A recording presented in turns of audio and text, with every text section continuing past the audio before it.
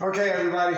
So what I'm going to do is try to explain what we went over in class. So I'm going to talk a little fast. Around this, you can always slow it down and watch it again. All right. So what I'm doing is actually a simplified version of what they taught in the book, so you can understand what the book does. So I'm doing this. The book doesn't cover this, but this is a very, very simplified way to understand at least the procedure, so that when we get to the harder problems in the book, you can at least understand the procedure. Remember, that's the whole point of simple examples first, so you can understand the procedure for the harder problems, okay? So just some abbreviations. R1 means row 1, R2 means row 2, and E equals L.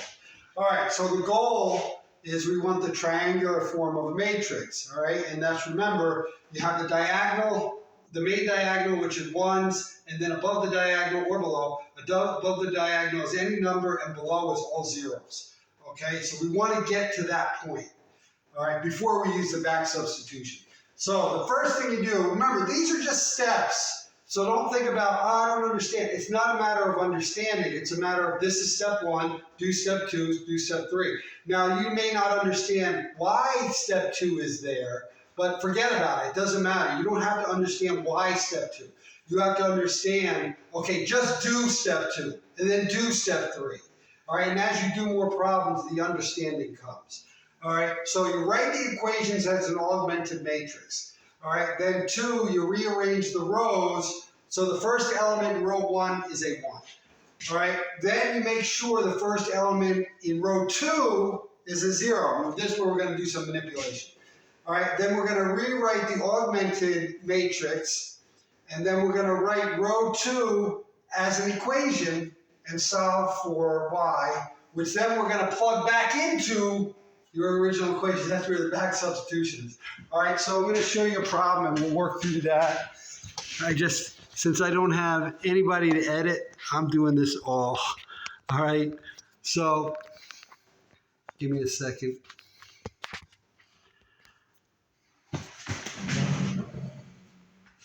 All right, so here's my editing.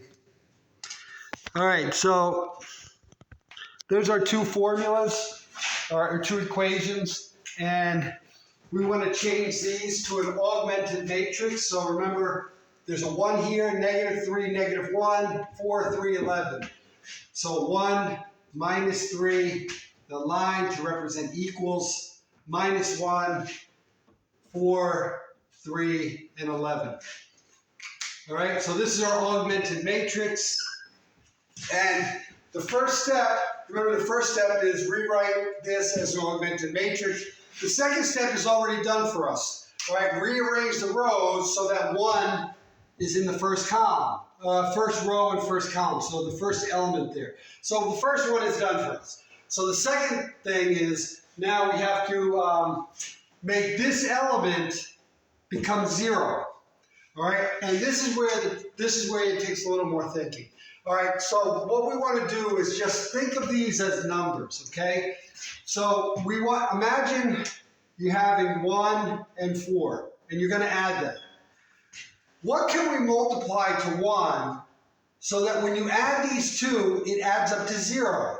So in other words, we're going to multiply 1 times some number times 1, and whatever that number is, when we add it to 4, it's going to be 0.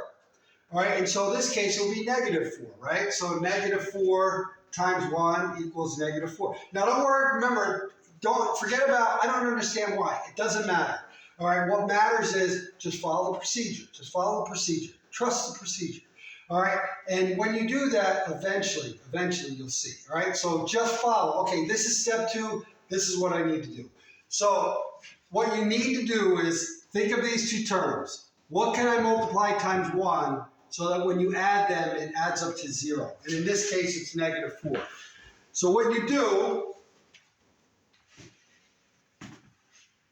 you take this whole row, 1, -3, and 1. You multiply that whole thing times -4. And now it's just distributive property. -4 times that, -4 times that, and -4 times that. Okay? And so we get -4 times 1 is -4. Negative 4 times negative 3 is 12. Negative times negative positive is 12. Negative 4 times 1 is negative 4. Now you take these, okay, and bring them down. Remember, this is the procedure for how you do it. Don't worry about understanding at this moment in time. Don't worry about understanding why you do it. All right, just know that these are the steps. Just follow the steps. And you're going to add both columns, both rows. This plus this is 0. 12 plus 3 is 15. Give me a second, I think I messed up.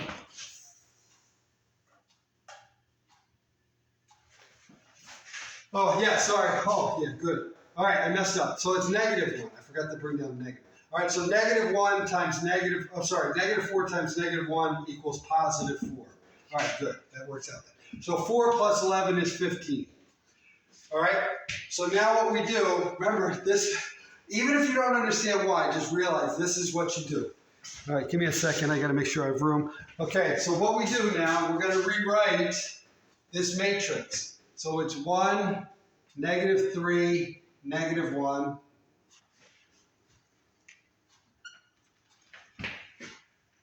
Now you take your new values and plug it in here. Now remember, originally, these are actually equations, okay? So it's x, 1x, x, negative 3y, negative 3, there's really a y there. All right, 4x, 4, there's really an x there. And there's really a y here, right? We're just dealing with the numbers so we can get rid of the variables temporarily so we can deal with numbers, okay? So right now we have the equations, okay? And so, now if you remember it said, write R2, row 2, as an equation. All right, so we want it, so when we went from there to there, from the equations to the matrix, now we want to go from the matrix back to the equation. All right, so this isn't just 15, just like this isn't just 3, it's 3y. So this is really 15y. And remember, this line represents the equals. So it's 15y equals 15. And what number times 15 equals 15, right? 1. Okay, but if you forgot the math, you know the algebra, just divide both sides by 15, 15 over 15, so it's 1. So y is equal to 1. All right, and so now what we do, this is where the back substitution comes in. All right, you want to take a picture? All right, this is where the back substitution comes in. All right, so remember, this is still an equation also. So x minus 3y, it's our original equation, equals negative 1. All right, and so we're going to take the y we just found out here. So the whole point of getting this 0 here is so we can get one variable. That's the whole point of getting this 0 here, so we're left with one variable. All right, so now we can take this y and substitute it back into here. So we have x minus 3 times 1 equals 1. So that's just obviously 3, or negative 3.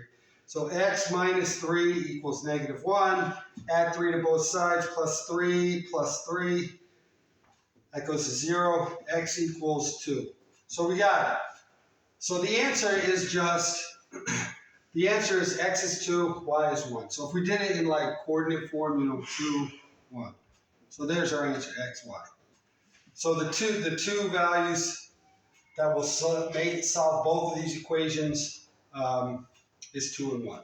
And that's how you do it. So this is a simplified version so that we can now, the whole point is so that we can get to a point where we're working with 3 equations and 3 variables, which is much more time consuming, much more difficult. So it's just going to be a more advanced version of this, but it's the same steps repeated. Okay, so with 3 variables and 3 equations, it's more, a little more, so it takes a little more thinking. But if you understood this procedure, then the procedure is just an extra step for 3 variables and 3 equations. Okay? Adios, people.